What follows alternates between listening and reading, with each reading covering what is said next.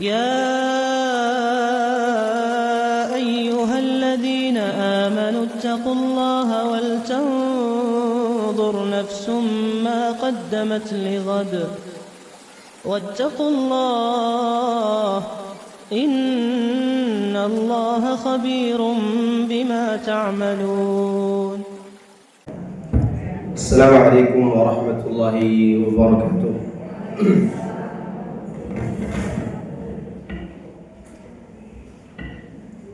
إن الحمد لله نحمده ونستعينه ونستغفره ونعوذ بالله من شرور أنفسنا وسيئات أعمالنا. من يهده الله فلا مضل له ومن يضلل فلا هادي له، وأشهد أن لا إله إلا الله وحده لا شريك له، وأشهد أن محمدا عبده ورسوله صلى الله عليه وعلى آله وصحبه أجمعين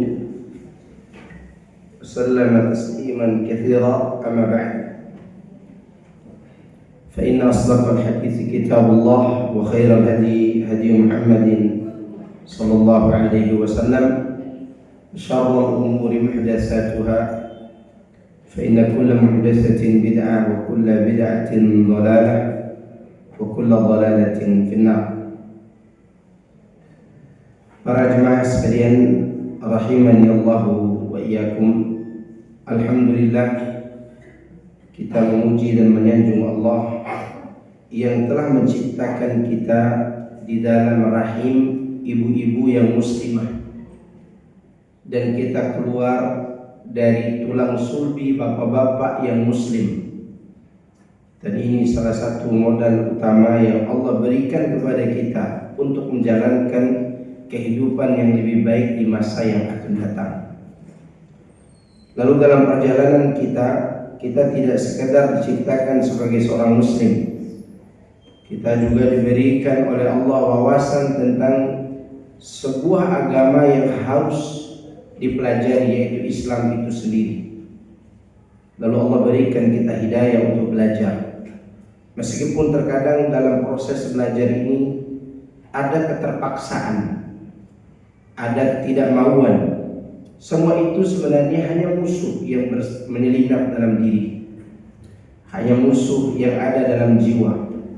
Yang Nabi SAW selalu berdoa kepada Allah, wa na'udzu billahi min syururi anfusina, dan kami memohon perlindungan kepada Allah dari keburukan diri-diri kami sendiri. Itu menunjukkan bahwa pada diri kita ada keburukan yang menyelinap, yang kita memohon kepada Allah agar Allah melindungi kita dari keburukan diri kita itu. Termasuk di dalamnya malas dalam belajar, tidak mau mengerti tentang agama, seakan-akan belajar agama itu hanyalah kegiatan sampingan, tidak ada artinya dalam kehidupan. Semua itu adalah anggapan jiwa yang buruk. Belajar agama adalah kebutuhan jiwa, kebutuhan hati. Apa yang dia inginkan, apa yang dia mau, dia harus melalui ilmu itu sendiri, baru dia hidup dalam keadaan sehat. Karena hidup manusia kalau mengikuti keinginan diri sendiri masing-masing tanpa ada timbangan dari agama, maka pasti pemiliknya tidak akan pernah merasa tentram, dia tidak akan pernah merasa bahagia, dia tidak akan pernah merasa puas dengan apa yang Allah berikan kepadanya. Nah, kalau tidak salah kita masih membahas surat apa? Al-Qiyamah. Surat apa? Al-Qiyamah, ayat 16 dan seterusnya. Oke, kita bahas dulu surat Al-Qiyamah. Surat Al-Insan nanti setelah selesai bahas surat Al-Qiyamah. Saya bacakan dulu ayat-ayatnya ya, sebagaimana biasanya. A'udzu billahi minasy syaithanir rajim.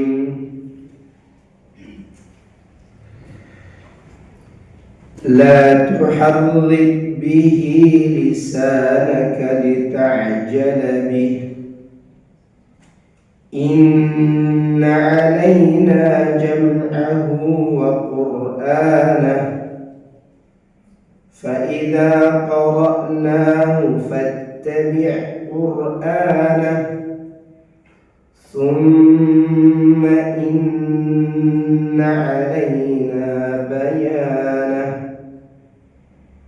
كلا بل تحبون العاجلة وتذرون الآخرة وجوه يومئذ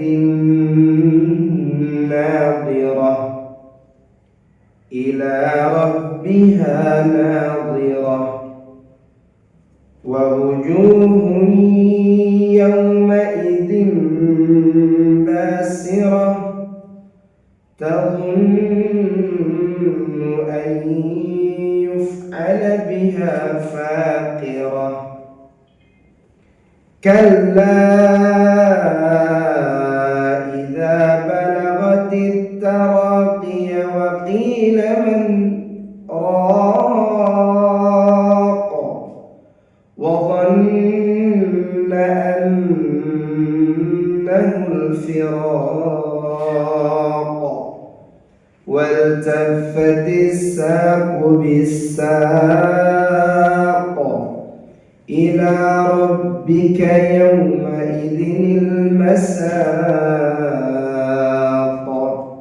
فلا صدق ولا صلى ولكن كذب وتولى ثم ذهب إلى أهله يتمطى أولى لك فأولى ثم أولى لك فأولى أيحسب الإنسان أن يترك سدى ألم يكن نطفة من مني يمنى ثم كان علقة فخلق فسوى فجعل منه الزوجين الذكر والأنثى أليس ذلك بقادر على أن يحيي الموتى. Mudah-mudahan hari ini kita bisa menyelesaikan semua ayat-ayat yang ada di dalam surah Al-Qiyamah. Baik, kita terjemahkan sekaligus kita bacakan tafsirnya ayat demi ayat. Allah mengatakan yang artinya, janganlah kamu wahai Muhammad menggerakkan lidahmu untuk membaca Al-Quran karena hendak tergesa-gesa menguasainya. Sesungguhnya atas tanggungan kamilah untuk mengumpulkannya di dalam dadamu dan membuatmu pandai membacanya. Apabila kami telah selesai membacanya, maka ikutilah bacaan tersebut. Kemudian sesungguhnya atas tanggungan kamilah penjelasannya. Sekali-kali janganlah demikian. Sebenarnya kamu wahai manusia sangat mencintai kehidupan dunia dan meninggalkan kehidupan akhirat. Wajah-wajah orang-orang yang beriman pada hari itu berseri-seri karena kepada Rabb-Nya lah mereka melihat. Dan wajah orang-orang kafir pada hari itu muram. Mereka yakin bahwa akan ditimpakan kepadanya malapetaka yang amat dahsyat.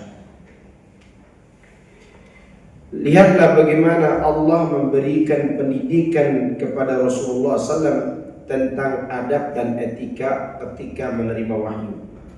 menerima Al-Quran. Ini adalah pendidikan yang Allah Subhanahu wa ta'ala berikan kepada Rasulnya sallallahu alaihi wasallam tentang tata cara menerima wahyu dari malaikat. Dahulu beliau sallallahu alaihi wasallam terburu-buru untuk menerima wahyu itu dan mendahului malaikat dalam membacanya. Maka Allah Azza wa Jalla memerintahkannya bahwa jika malaikat datang membawa wahyu kepadanya, hendaklah ia mendengarkannya terlebih dahulu dengan tuntas, baru mengikuti. Ya.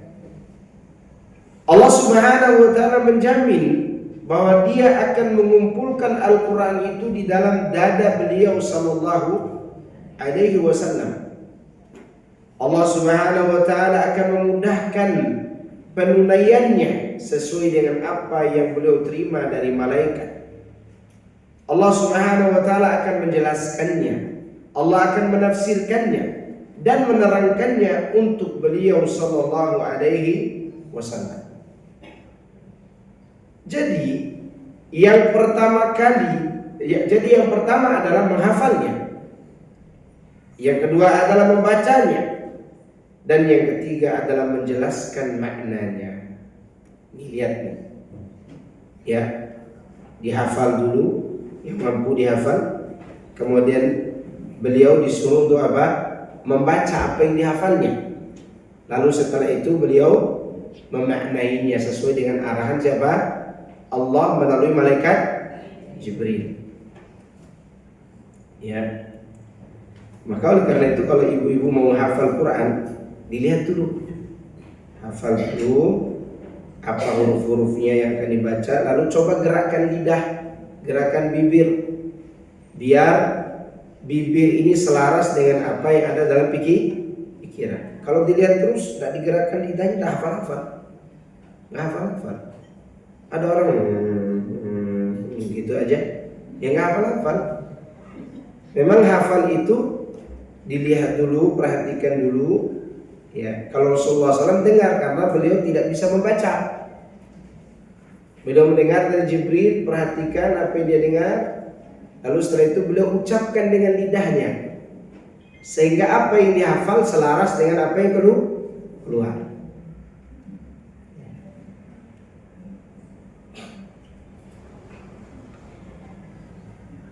Oleh karena itu Allah Azza wa Jalla berfirman, la tuharrik bihi lisanak lita'jala bihi. Janganlah kamu gerakan lidahmu untuk membaca Quran karena engkau hendak cepat-cepat menguasainya. Dengar dulu, dengar. Oh iya, baru setelah itu coba ikuti. Gitu. Makanya yang bagus dalam belajar Quran itu ibu-ibu menggunakan murotal sambil berkegiatan di rumah. Berhenti dulu bacaan orang itu, baru ikuti. Misalnya begini, Alif Lam Mim, di close dulu. Ibu ikut Alif Lam, jangan sama-sama bacanya. Alif Lam Mim sama-sama. Ya, dengar dulu supaya apa? Supaya apa yang akan dibaca nanti tepat sesuai dengan apa? Bacaan yang benar. Gitu.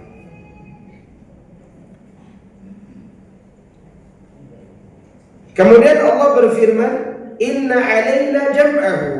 Sesungguhnya tugas kamilah yang akan mengumpulkannya, yakni kami mengumpulkannya di dalam dadamu. Wa Qur'ana, demikian juga kami juga yang menanggung bahwa engkau akan pandai membacanya, yakni membaca Al-Quran itu. Supaya pandai, supaya Quran itu masuk dalam hatimu dan kau bisa membacanya, apa yang harus kau lakukan? Fa idza qara'nahu fattabi' Qur'anah. Maka jika kami telah selesai membacanya, yakni malaikat telah selesai membacanya kepadamu dari Allah, maka ikutilah bacaan itu. Yakni dengarkanlah dia, lalu bacalah sebagaimana dia membacanya kepadamu. Ini pesan moralnya untuk kita. Kalau ada guru ngajarin kita, jangan dulu sok tahu cara baca. Dengar dulu gurunya. Oh gitu Pak Guru bacanya. Itu juga itu Pak Ustazah, Ibu Ustazah, kan gitu seharusnya. Bukan sok tahu. Ya. Dengar dulu. Summa inna alaina bayanah. Kemudian Allah memberikan jaminan lagi. Sesungguhnya atas tanggungan kamilah penjelasannya. Apa maksud ayat-ayat itu? Karena ada ayat-ayat yang dipahami secara bahasa Arab tidak sesuai dengan apa yang akan dijelaskan oleh Allah. Contoh Al-Qari'ah. Apa arti Al-Qari'ah? Suatu yang mengagetkan, tiba-tiba ada meledak, gitu, kaget. Itu namanya apa? Al-Qari'ah. Tetapi ketika Allah mengatakan Al-Qari'ah, man Qari'ah, kok Allah nanya lagi? Taulah kamu apa itu Al-Qari'ah? Wa ma adraka man Qari'ah. Nah, timbul pertanyaan para sahabat, pasti ada makna lain nih di balik pertanyaan ini. Maka mereka tunggu penjelasan dari Allah. Apa itu? Yauma yakunun nas kal farashil mabsus. Dijelaskan oleh Allah. Maka yang berhak menjelaskannya adalah Allah. Begitu. Makanya Allah katakan di sini, summa alaina bayana. Yakni setelah menghafal dan setelah engkau membacanya, maka kami akan menjelaskannya, menerangkannya, dan mengilhamkan maknanya kepadamu sesuai dengan yang kami kehendaki dan kami syariatkan.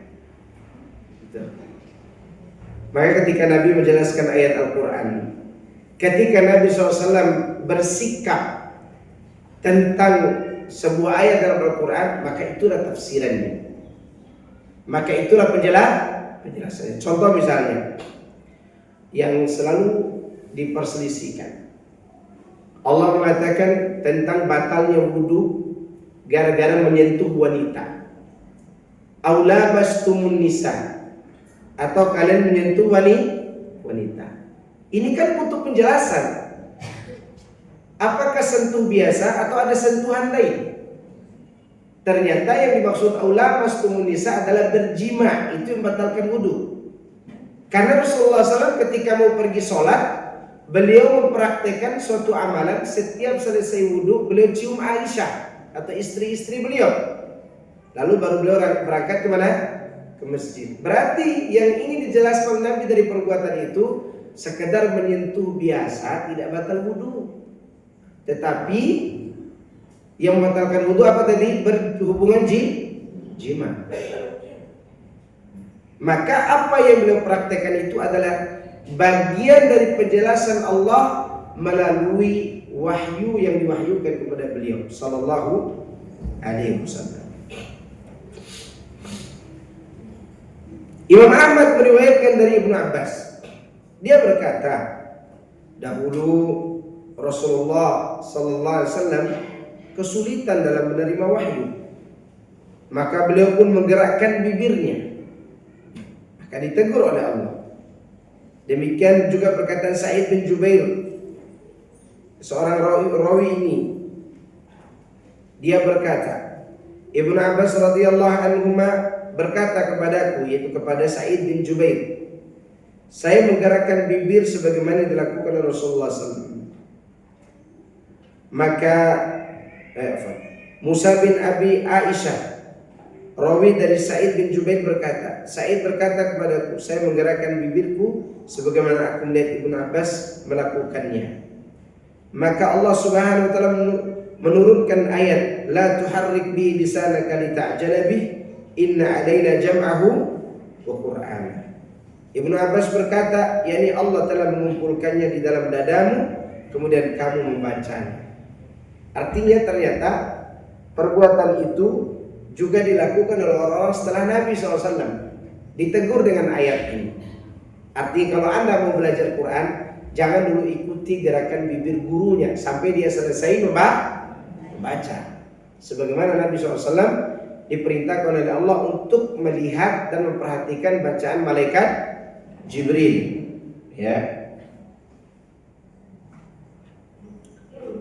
Firman Allah, "Fa idza qara'nahu fattabi' Qur'anah." Yani dengarkan dulu, perhatikanlah bacaan itu. Kemudian sesungguhnya atas tanggungan kamilah penjelasannya. Sejak itu, begitu Jibril pergi dari sisi beliau, maka beliau membacanya sebagaimana Jibril telah membacakannya kepada beliau sallallahu alaihi wasallam. Berarti cara baca yang beliau sampaikan kepada para sahabat itu sesuai dengan cara baca malaikat Jibril. Malaikat Jibril dapat dari mana tuh? Dari Allah Subhanahu wa ta'ala. Makanya Al-Quran itu sulit untuk dirubah oleh musuh-musuh Islam. Karena cara baca dan tajwidnya itu datang langsung dari siapa? Dari Allah. Melalui guru yang Allah titipkan ilmu itu untuk Nabi. Siapa guru itu? Jibril. Maksudnya orang yang mengajarkan baca. Dan para sahabat menerima Quran itu dari guru besar, yaitu Muhammad sallallahu alaihi wasallam. Ketika Jibril datang, maka beliau akan menunduk. Apabila dia telah pergi, maka beliau akan membacanya sebagaimana yang telah Allah janjikan. Masya Allah. Ini penafsiran ayat yang terdapat dalam surah Al-Qiyamah ayat 16 ini. Kemudian selanjutnya, di dalam ayat-ayat itu Allah berbicara tentang hari kiamat. Sebab pengingkaran terhadap hari kiamat yang dilakukan oleh orang-orang kafir atau orang-orang munafik adalah kecintaan mereka kepada dunia dan kelalaian mereka terhadap akhirat. Allah berfirman, "Kalla bal tuhibbuna al-ajilah wa tadharuna al-akhirah." Sekali-kali janganlah demikian. Ini cara membaca kalla ini, intonasinya harus suaranya tinggi. Ya, terjemahan juga harus nadanya agak tinggi. Karena ini gaya bahasa Al-Quran yang dikatakan oleh para ahli tafsir kalimatuz zajar, kalimat yang agak menekan. Ya, kalla. Makanya kalau ada khatib Jumat bacaannya kalla, dia tidak bisa bahasa Arab. Berarti dia baca terjemahan. Ya, atau baru belajar bahasa Arab. Karena dia dibaca dengan intonasi tadi. Kalla, sekali-kali jangan demikian. Sebenarnya kamu wahai manusia mencintai kehidupan dunia dan meninggalkan kehidupan akhirat. Lebih celaka lagi menggunakan amal akhirat untuk mencari dunia. Ya. Yani sebab pengingkaran mereka terhadap hari kiamat dan penyelisihan mereka terhadap wahyu yang hak dan Al-Quran yang agung ini yang Allah turunkan kepada Rasulnya sallallahu alaihi wasallam adalah ambisi mereka terhadap kehidupan dunia yang instan. Dunia itu instan kan? Instan. Serba instan kok di dunia ini. Maka semua yang instan itu membawa malapetaka atau tidak? Malapetaka. Coba ibu setiap hari makan mie instan 3 bungkus sehari. Ya saya yakin ikut kejuaraan sumo. Ya. Instan itu bisa buat celaka. Dunia ini instan. Instan dunia ini. Namun akan membinasakan dan akan binasa. Sementara mereka melalaikan dan tidak memperdulikan kehidupan akhirat yang kekal abadi. Oleh karena itu Allah menyinggung di dalam surah Ar-Rum. Allah katakan ya'lamuna zahiran minal hayati dunya wa hum 'anil akhirati hum ghafilun. Mereka itu berilmu tentang kehidupan dunia, tapi tentang kehidupan akhirat mereka lalai. Tercela atau terpuji? Tercela. Maka banyak orang yang bertakwa kepada Allah yang selama hidupnya belajar ilmu dunia menyesal karena tidak menggunakan kecerdasannya itu untuk belajar ilmu agama. Ada orang bertakwa kepada Allah, menghabiskan umurnya untuk belajar ilmu dunia, tapi ternyata begitu di akhir hayat dia menyesal kenapa kecerdasan itu tidak digunakan untuk membela agama Allah dengan cara belajar agama. Apalagi orang-orang tersebut punya gaya bahasa yang bagus, punya gaya menarik orang yang bagus, ternyata habis waktunya dia mempelajari ilmu agama ilmu dunia yang mubah, dia pun tetap menyesal. Bagaimana dengan orang yang tidak peduli sama sekali dengan agama? Ya, karena ilmu agama ini adalah ilmu yang luar biasa. Mereka meninggalkan akhirat ada sebab tadi. Apa sebabnya? Cinta kepada dunia yang berlebihan. Memang uang itu udah bisa bicara, tapi warna merah sama biru itu melambaikan tangan seakan-akan dia menggoyangkan di bibir melalui ujung-ujung lembaran uang itu. Iya tidak? Apalagi kalau sudah masuk ke rekening yayasan, ternyata yayasan itu ngambil sendiri uangnya untuk pribadi. Uang itu subhanallah. Nabi SAW menyampaikan fitnatu ummati al-mal. Fitnah umatku adalah apa? Harta. Perhatikan umatku, kata Nabi, umat yang beliau akui sebagai umat. Maka banyak orang tergelincir bukan hanya gara-gara syubhat, tapi karena syahwat.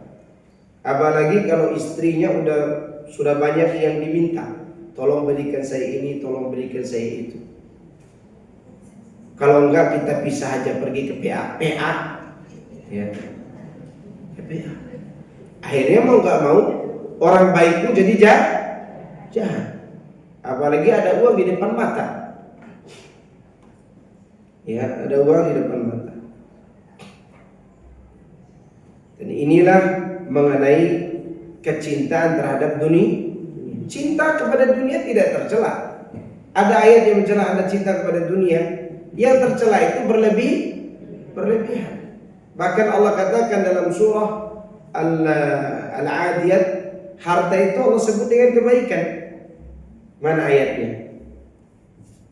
Mana ayatnya? Wa innahu lihubbil khairi lasyadid. Allah sebutkan harta itu dengan apa? Khair.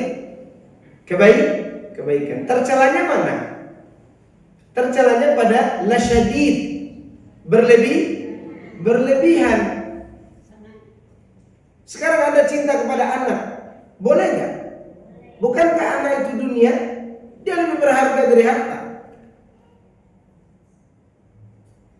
Bukankah Anda cinta kepada rumah dan kendaraan Anda? Kalau Anda tidak cinta sama kendaraan Anda, tidak perlu bawa ke tukang cuci mobil. Sekedar itu cintanya. Jangan sampai melalaikan dari kehidupan akhirat. Kalau sudah mencarinya dengan berbagai macam cara, tidak peduli ini riba, tidak peduli ini haram, tidak peduli ini curang, tidak peduli ini goror, tidak peduli ini punya siapa, ini baru melalaikan dari kehidupan akhirat. Jangan salah paham juga nih tentang urusan dunia. Nanti pulang-pulang dari sini jual semua yang ada, Pak. Bahaya. Yang salah itu bukan memilikinya, tapi yang salah itu salah menggunakan ketika memilikinya. Atau salah mencarinya dengan mengambil hak orang. Baik. Di akhirat nanti ada kabar gembira yang sangat menyenangkan hati kaum mukminin, yaitu bisa melihat wajah Allah. Ibu, melihat wajah Allah itu butuh pengorbanan tidak? Oke. Kalau ada 17 Agustus Ada perlombaan, hadiahnya adalah kulkas 12 pintu, itu sebesar apa kulkas? Misalnya, kira-kira itu lomba apa? Akankah dibuat lomba lari karung aja? Nggak mungkin. Itu mah lomba biasa-biasa saja. Orang bisa guling-guling untuk sampai ke ujung. Apakah itu lomba lari kelereng saja? Enggak, pasti ada lomba yang lebih besar dari itu. Entah hafal Quran, oke? Entah lomba perbaiki HP misalnya gitu, yang butuhkan pengorbanan besar. Ini kulkas 12 pintu loh. Nggak mungkin lomba itu lomba yang ecek-ecek, nggak mungkin. Hadiahnya besar. Sekarang hadiahnya bukan sekedar kulkas bekas, bukan dunia seisinya, bukan surga semuanya, bukan. Tapi ini lebih dari surga. Apa itu? Melihat wajah Allah. Masa hadiahnya, masa amalnya biasa-biasa saja? Nggak mungkin. Pasti akan ada yang dikorbankan. Entah raga kita, entah harta kita, entah jiwa kita, entah kita dicaci maki, entah kita dihina. Untuk mencapai itu butuh pengorbanan. Terus gimana supaya betah untuk sampai ke tujuan? Rindukan aja dulu Allah itu. Rindukan. Anda pasti akan menempuh jalan apapun yang diridhoi oleh Allah. Yang penting rindu dulu. Iya enggak? Kalau kita udah berubah haluan, berarti tidak ada cinta dan rindu kepada Allah. Contoh berubah haluan nih. Contoh. Tadinya ada ustadz kajiannya tauhid saja di kajian. Karena ada ketertarikan, udahlah berhenti kajian tauhid. Karena kalau kajian tauhid nggak ada yang mau mendengarnya. Iya enggak?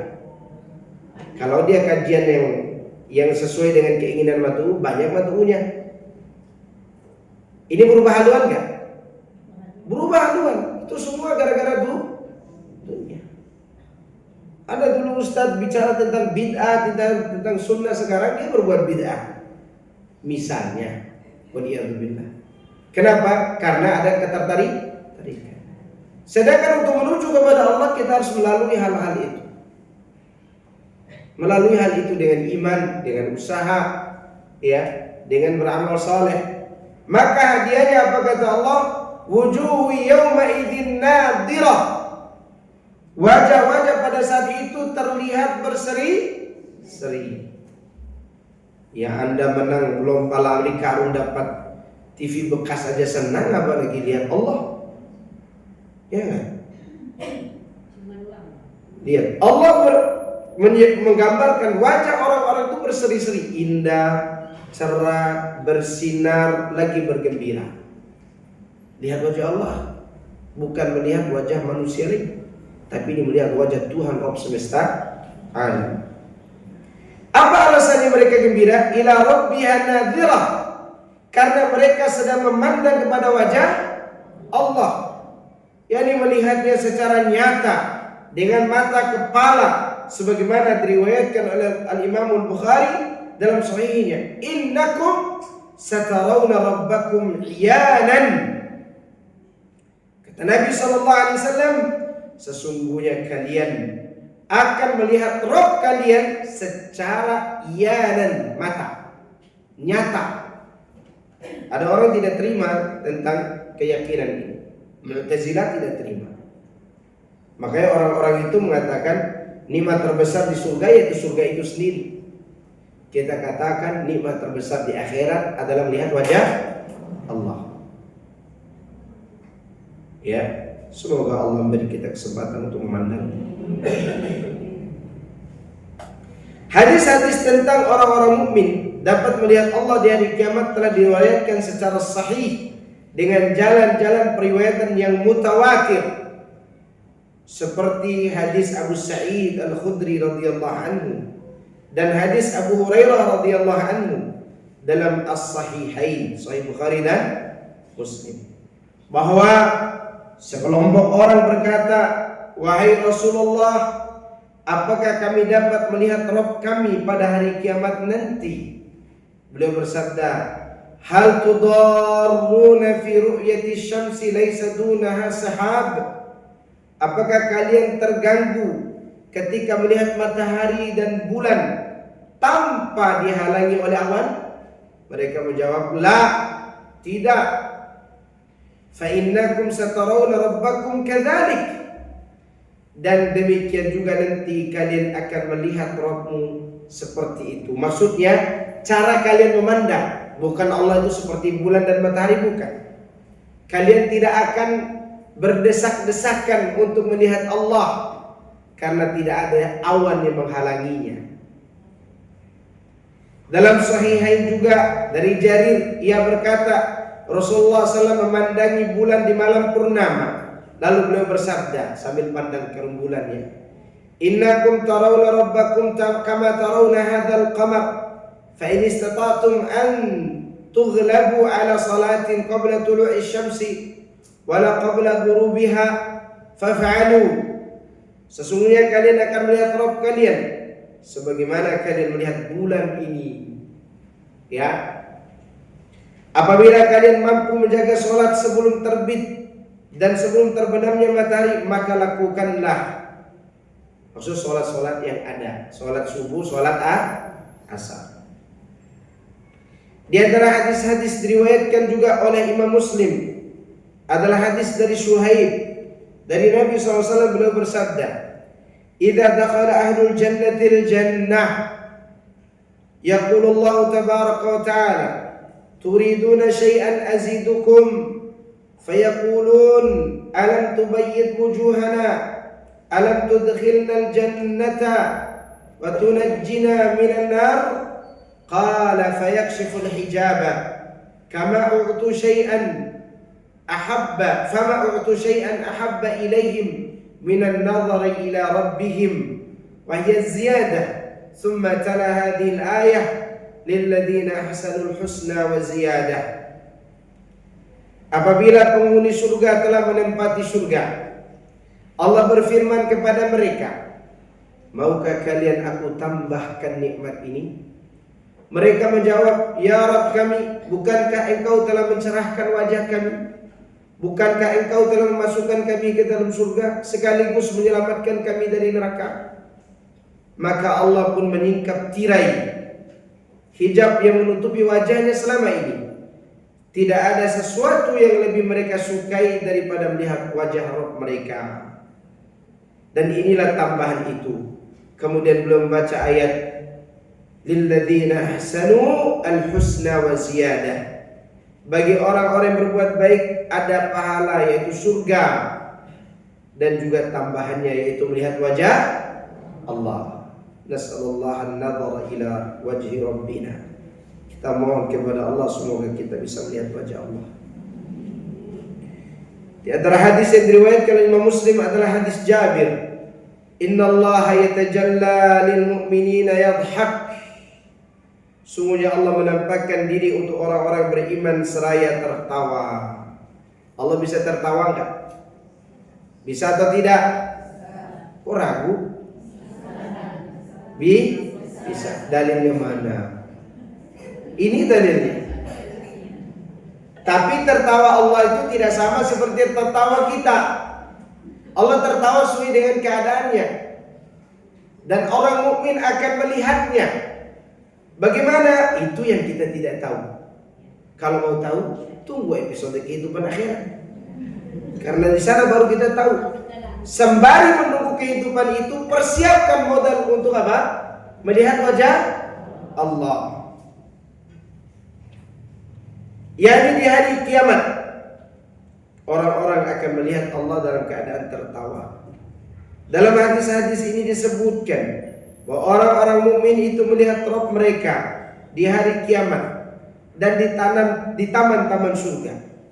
Kalau tidak khawatir pembaca bosan dengan penjelasan yang terlalu panjang, niscaya saya penulis telah menyebutkan hadis-hadis lengkap dengan jalan-jalan periwayatan dan lafaz-lafaznya, baik yang sahih maupun yang hasan, dari musnad maupun sunan. Musnad yang maksud adalah musnad Imam Ahmad dan yang lainnya, sunan yang dimaksud sunan Abu Daud dan seterusnya. Akan tetapi hal itu telah penulis sebutkan di tempat-tempat yang berbeda-beda dalam kitab tafsir ini. Karena memang penjelasan tentang ini sangat menyenangkan hati, di mana Rasulullah SAW mengabarkan orang-orang akan melihat wajah Allah. Kemudian sebaliknya, wajah orang yang bermaksiat akan menghitam pada hari kiamat. Firman Allah, wujuhu yawma idzin basirah, dan wajah-wajah orang kafir pada hari itu muram, gelap. Inilah gambar wajah-wajah orang-orang yang jahat pada hari kiamat.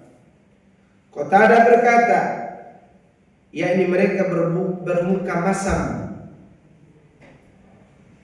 As-Suddi mengatakan, yakni raut wajah mereka berubah menjadi hitam.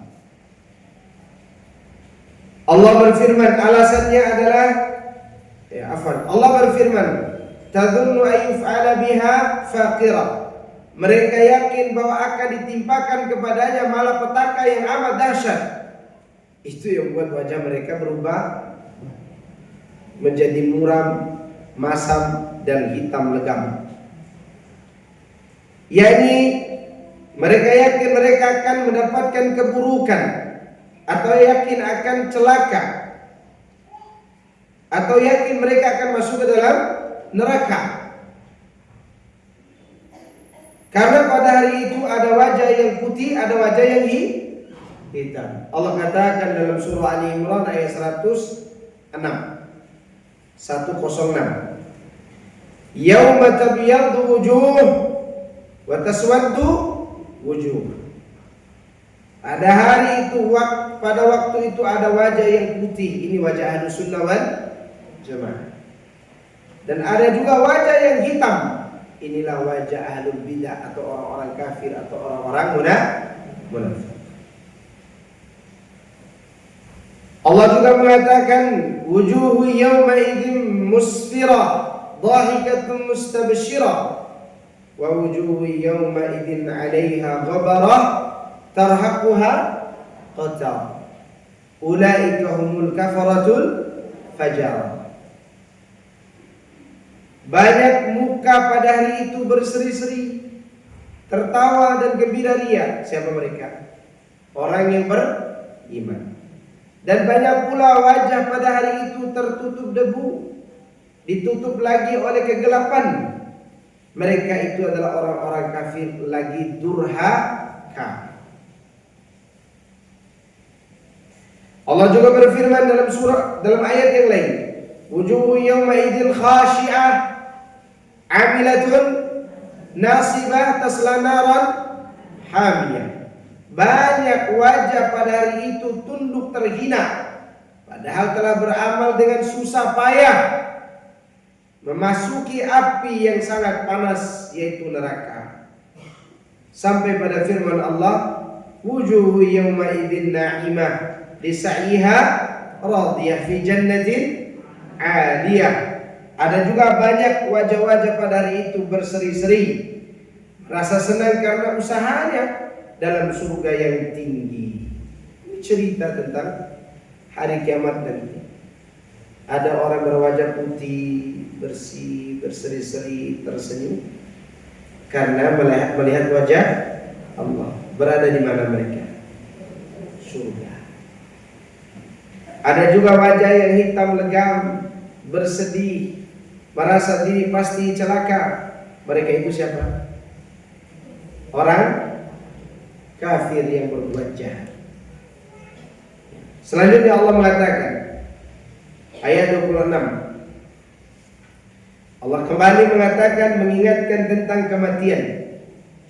Allah katakan, kalla, sekali-kali jangan begitu. Maksudnya, jangan kau ingkari hari kiamat, karena kalau terlalu cinta kepada dunia, nanti akan ada waktunya kau akan menyesal, mencari orang yang akan menyembuhkanmu dari kematian. Maka Allah katakan,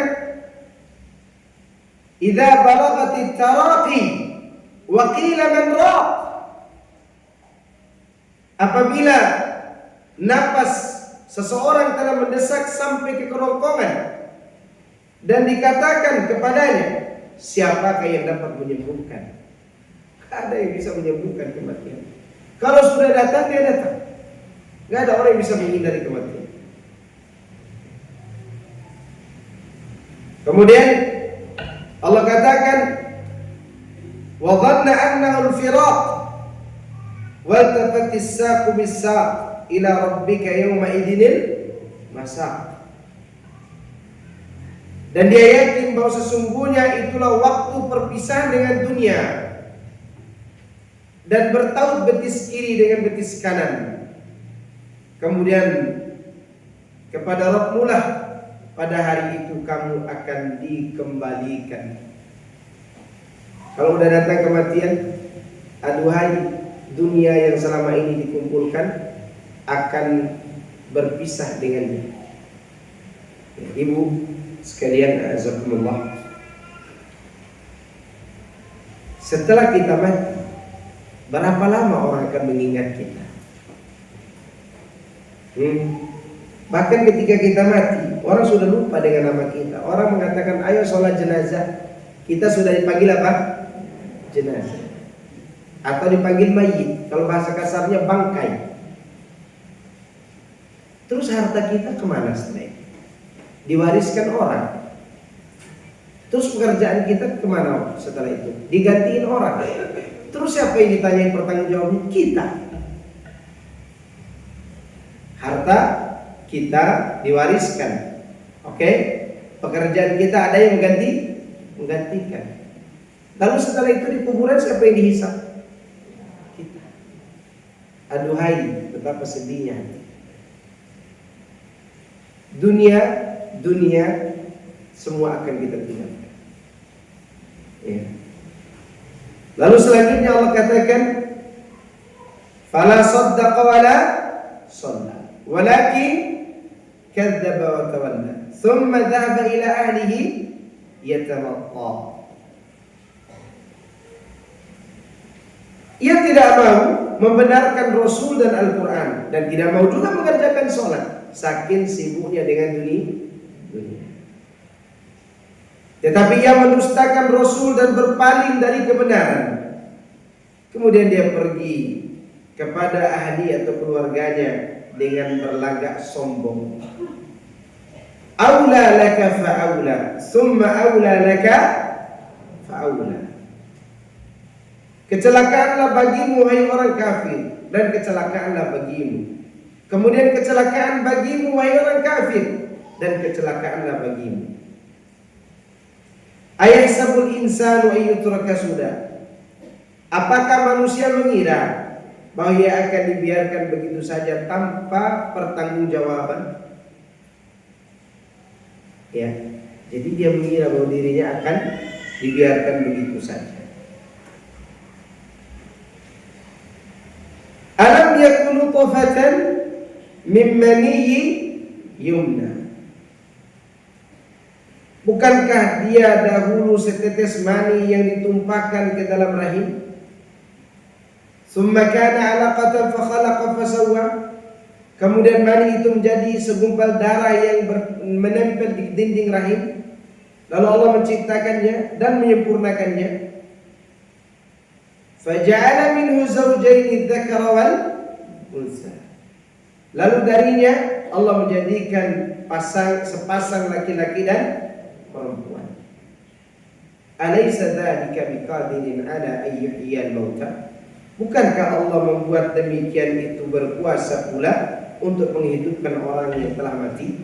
Ini dalil untuk orang-orang kafir yang tidak percaya kalau jasad kita akan dibangkitkan kembali. Di dalam ayat-ayat tadi Allah mengabarkan tentang keadaan saat sakratul maut, serta hal-hal yang menakutkan seputar kematian. Semoga Allah meneguhkan hati kita pada saat itu dengan perkataan yang teguh. Allah menggambarkan, kalla, sekali-kali jangan, apabila nafas seorang telah mendesak sampai ke kerongkongan. Jika kita menganggap kalla, sekali-kali jangan di sini sebagai peringatan keras yang memberi efek jerah, maka makna ini adalah wahai manusia, pada saat itu kamu tidak akan mendustakan apa yang aku kabarkan ini. Karena hal itu telah berubah menjadi suatu yang terasa dan terlihat dengan mata kepala. Dan jika kita menganggap kalla bermakna haqqa, kebenaran, maka makna ayat ini jelas, yakni benar jika ruhmu dicabut dari jasadmu dan ia telah sampai ke kerongkongan. Jadi kalla di sini ada dua makna. Pertama kalimat dan desakan. Artinya, jika saat ini kau mendustakan kebenaran yang selama ini disampaikan tentang masalah gaib, ada malaikat azab maupun malaikat rahmat, ada kematian, ada malaikat maut. Selama ini kalian dustakan itu. Kalian kira mati itu mati begitu saja, tidak ada proses gitu. Nanti ketika sakratul maut kamu akan tahu kebenaran itu. Atau makna yang kedua, kalimat kalla adalah kebenaran yang selama ini kalian dustakan. Seperti apa? Seperti menyalahkan Quran, tidak suka kepada dakwah Rasulullah sallallahu alaihi wasallam. Maka semua itu akan terungkap. Kapan? Ketika nyawa sampai kerongkongan. Karena saat itu keadaan manusia ada dua.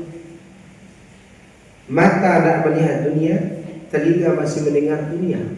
Sedangkan malaikat maut sudah siap-siap untuk mencabut nyawa. Sampingnya ada malaikat penemani, ada malaikat rahmat, ada malaikat pembawa azab dan malapetaka untuk si mayit. Ya. Maka Allah katakan, "Falaula idza balagatil hulqum wa antum hina idzin tanzurun wa nahnu aqrabu ilayhi minkum walakin la tubsirun falaula in kuntum ghayra madinin tarji'unaha in kuntum shadiqin." Maka mengapa ketika nyawa sampai di kerongkongan, padahal kamu ketika itu melihat dan kami lebih dekat kepadanya daripada dirimu, tetapi kamu tidak melihat, maka mengapa kamu tidak dikuasai oleh Allah? Kamu tidak mengembalikan nyawa itu kepada tempatnya jika kamu adalah orang-orang yang benar. Artinya begini, orang-orang ini menganggap kami tidak dikuasai Allah. Nah, kalau kalian tidak dikuasai Allah, coba nyawa itu kembalikan ke tempatnya. Ayo. Sudah sampai kerongkongan, dikembalikan aja sampai ke tempatnya. Bisa nggak? Nggak bisa. Berarti kalian dikuasai oleh siapa? Allah Azza wa Jalla. Ya. Oleh karenanya Allah katakan, kalla idza balagatit taraqi, sekali-kali jangan apabila nafas seorang telah mendesak sampai ke kerongkongan. Disebutkan dari Ikrimah dari Ibnu Abbas radhiyallahu anhuma, yakni adakah pembaca ruqyah yang sudi meruqyahnya? Orang sakratul maut disuruh ruqyah bisa sembuh enggak? Enggak bisa. Atau mau diruqyah supaya cepat mati aja? Karena ada orang susah mati karena banyak dosanya misalnya, atau karena banyak ilmu kebalnya itu susah mati. Diruqyah dulu supaya cepat mati, bukan supaya sembuh. Ya. Dan ada orang melakukan hal itu. Wallahu a'lam apakah itu disyariatkan atau tidak. Wallahu a'lam. Ana belum tahu dalilnya.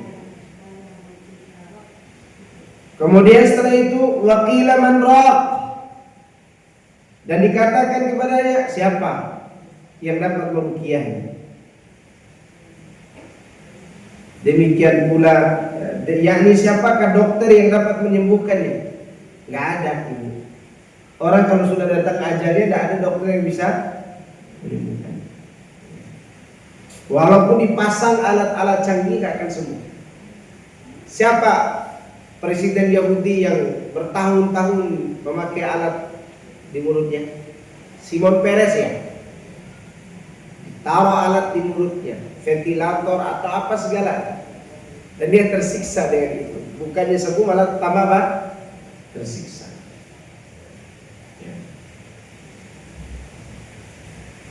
Ali bin Abi Thalib berkata tentang firman Allah, wal taffatis saqu bis saq, dan bertaut betis kiri dengan betis kanan, yakni hari dunia yang terakhir bertemu dengan hari akhirat yang pertama, sehingga kedua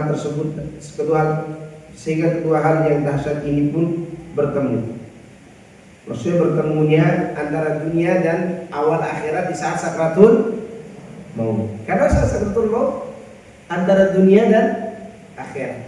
Karena itu Nabi katakan dalam riwayat Imam Ahmad, innal abdal mu'mina idza kana fi inqita'i min ad-dunya wa iqbalin ila akhirah. Apabila seseorang, sesungguhnya hamba yang beriman, bila dia memutuskan dunia dan menghadap ke akhirat, berarti ini ada dua keadaan, dunia, akhirat. Ya. Dan ini adalah keadaan yang sangat dahsyat. Sakratul maut itu keadaan yang sangat dahsyat. Ikrimah mengatakan,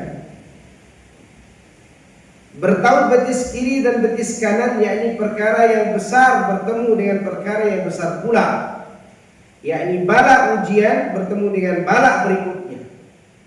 Dunia ujian enggak? Ujian. Akhirat bala lagi bagi orang kafir dan orang jahat. Nasallallahu salamata wal afiyah. Al-Hasan Basri berkata tentang firman Allah yang berbunyi bertaut betis kiri dengan betis kanan, yakni kedua betismu saling bertaut. Dalam riwayat yang lain darinya dia berkata, kedua kakinya lumpuh dan tidak dapat menopang tubuhnya, sedangkan dahulu dia menggunakannya untuk bepergian. Ini makna zahir, yang tadi makna tafsir. Sekarang makna zahirnya, kalau orang mati dalam kondisi sakratul maut, kaki itu sudah tidak bisa lagi menopang apa? Tubuh. Ini ada isyarat nih, isyarat tentang kaki. Orang sakit pun yang pertama kali diserang apa? Sakit gula yang pertama kali diserang apa? Kaki.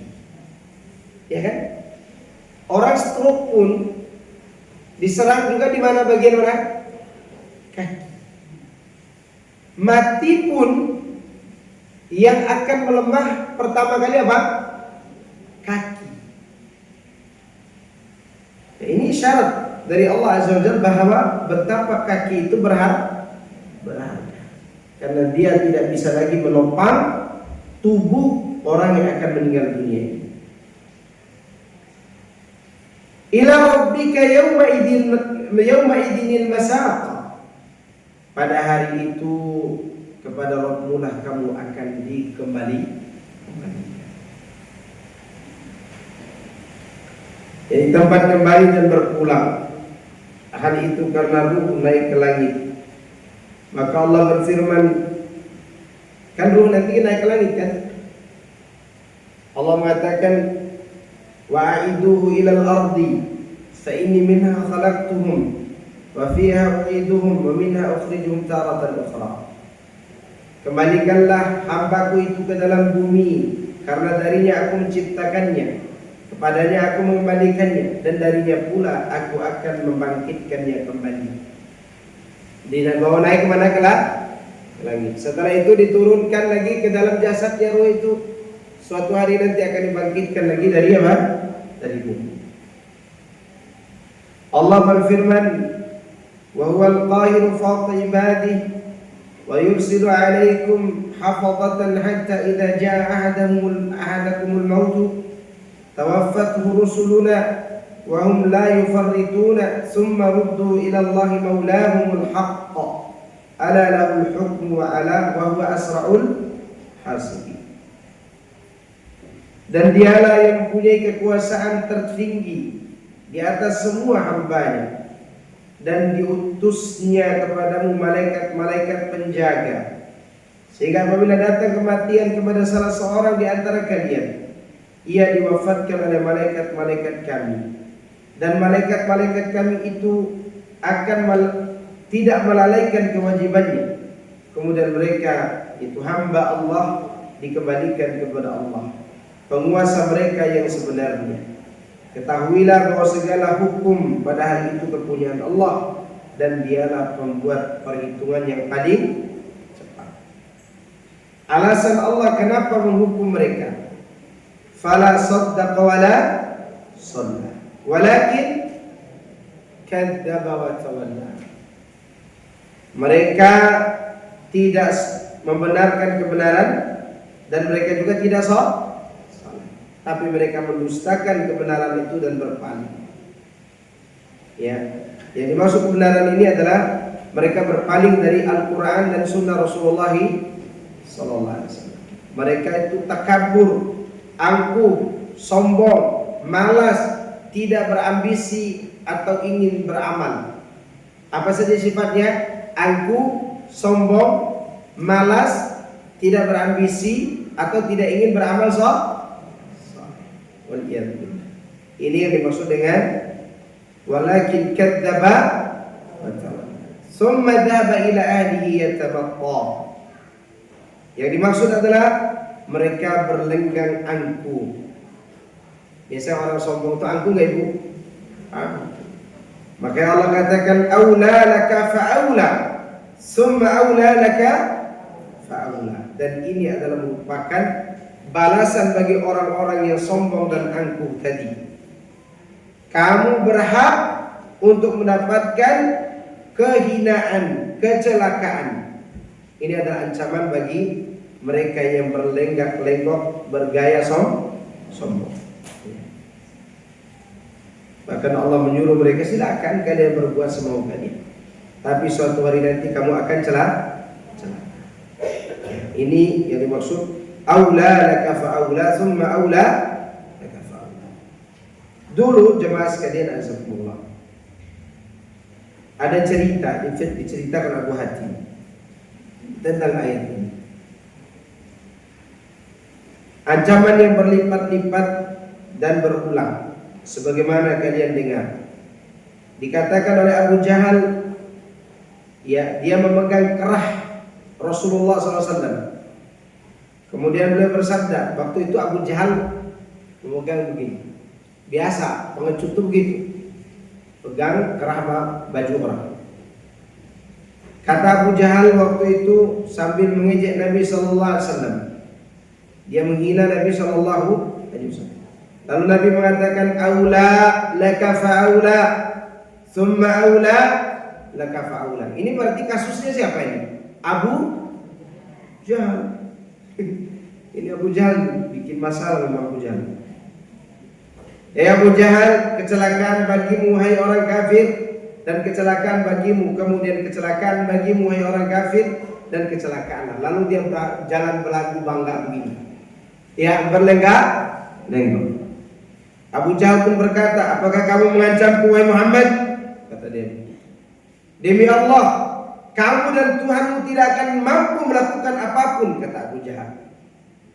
Kata dia lagi, sesungguhnya aku adalah orang yang paling perkasa di antara orang-orang yang tinggal di antara dua gunung.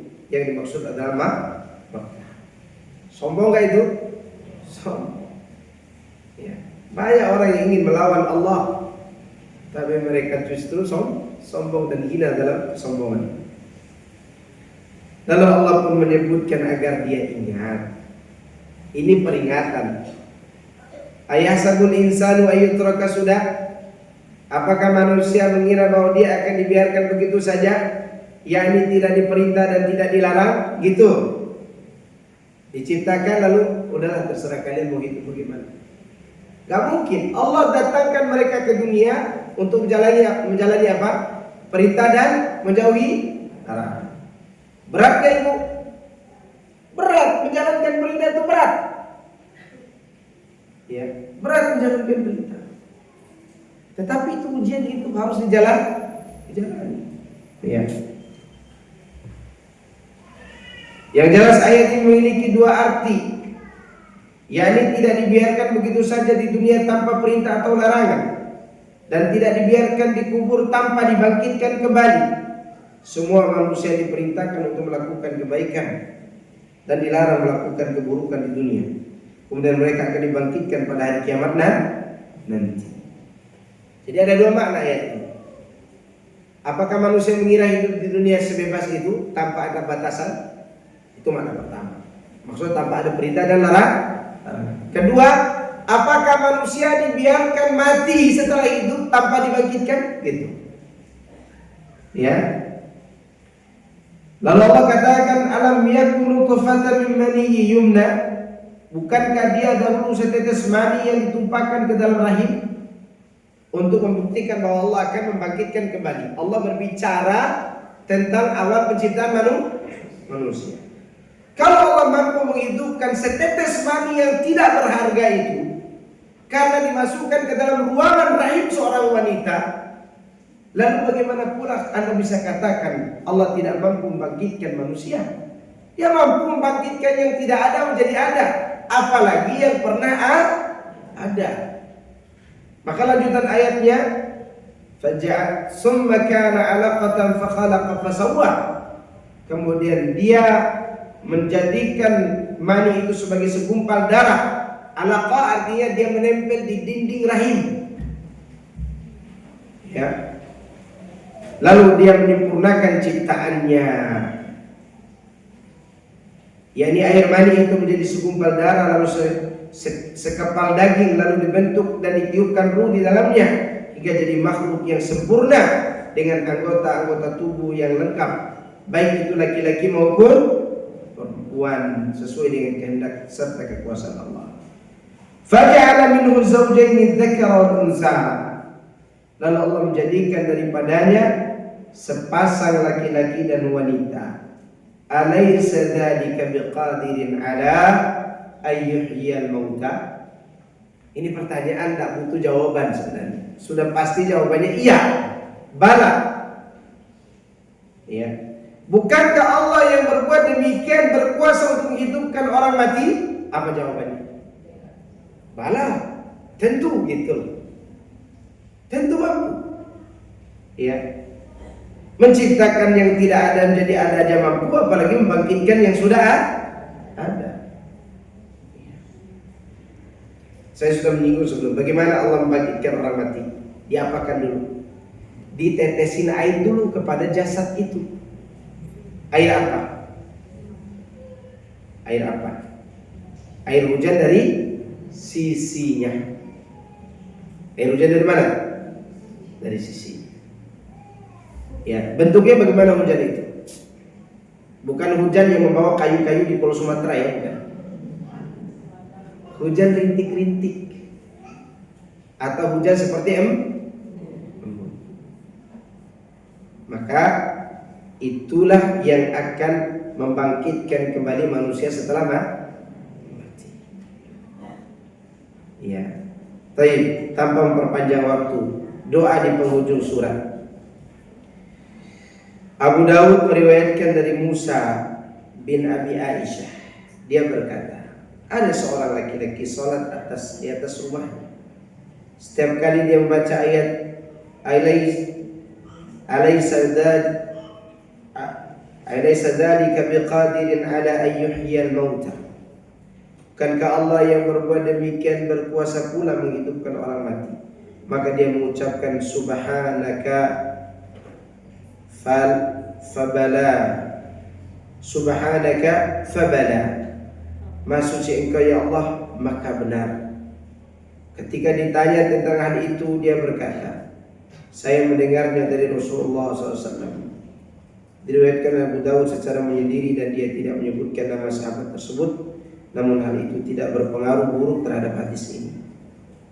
Hadis ini diriwayatkan oleh sahabat Abu Daud. Artinya begini, boleh ketika kita selesai membaca ayat ini, alaysa dzalika biqadirin ala an yuhyiyal mauta subhanaka fabala. Boleh atau tidak? Boleh, karena sahabat ini mendengarnya dari siapa? Dari Rasulullah SAW. Kita berikan jawaban. Nah, saya kira itu yang bisa saya sampaikan di siang yang seperti pagi ini. Karena hujan terus, Allahumma sayyiban nafi'ah, mutirna bi fadlillahi wa rahmatih. Hujan-hujan begini masih banyak ibu yang hadir di belakang tabir. Alhamdulillah. Itu menunjukkan bahwa serius mau mengaji. Karena ada orang mengaji untuk mengisi waktu kosong saja. Tapi ada orang yang memang membuat waktu untuk mengaji. Mudah-mudahan kita ini termasuk di dalam golongan yang kedua ini. Nah, Tuhan banyak yang aminkan. Berarti banyak juga yang amin. Padahal hujan dari tadi kayak ini. Dari tadi. Bukan dari tadi, dari kemarin. Ya, mutir nabi fadlillahi wa rahmati. Kita diberi hujan dengan karunia dari Allah dan rahmatnya. Itu husnudzon kita kepada Allah. Jangan mencela hujan. Jangan mencela hujan, apalagi mau mendatangkan pawang hujan. Ya. Tapi ada pertanyaan nggak? Ada yang menulis pertanyaan? Atau cukup sampai sini ibu-ibu? Coba lihat pertanyaan di kotak. Tidak ada pertanyaan? Cukup ya? InsyaAllah pada pertemuan yang akan datang baru kita akan membahas surat apa? Al-Qiyamah. InsyaAllah. Afwan, Al-Insan. Ya, kurang minum kayak saya minum dulu.